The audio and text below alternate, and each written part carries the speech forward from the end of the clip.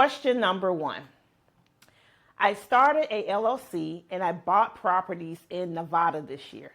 How does this affect my taxes?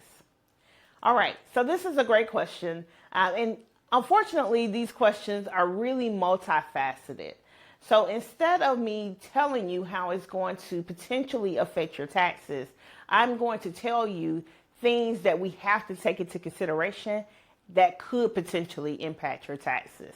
Number 1, depending on the state that you're living in, you may still have to pay taxes in that state on that income that you earn in Nevada.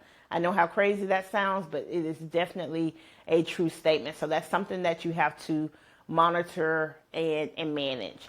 Number 2, when you purchase rental properties, unless you are a real estate professional, and I don't mean you are a real estate agent, you're a real estate broker, and therefore you're in the real estate profession.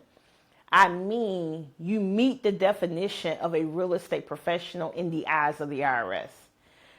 If you do not meet that definition, then this income that you're creating from those rental properties are going to be passive.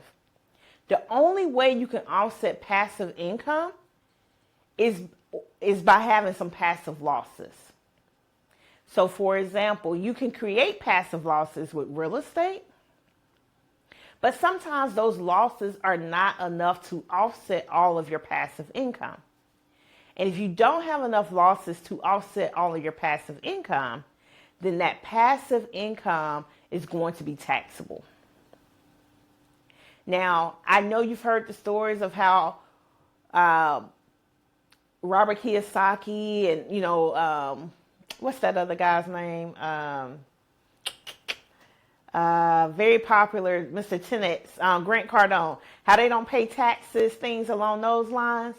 Well, that's because they have enough passive losses to cover that. But it still is a really good strategy, one that people should really work to maximize. Now, this is also something that you have to manage. I have a client who came to us.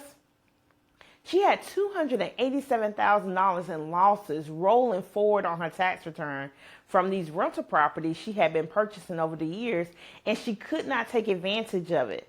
Why? Because those losses are passive. Her income was active. You cannot offset passive losses with active income. It doesn't work that way.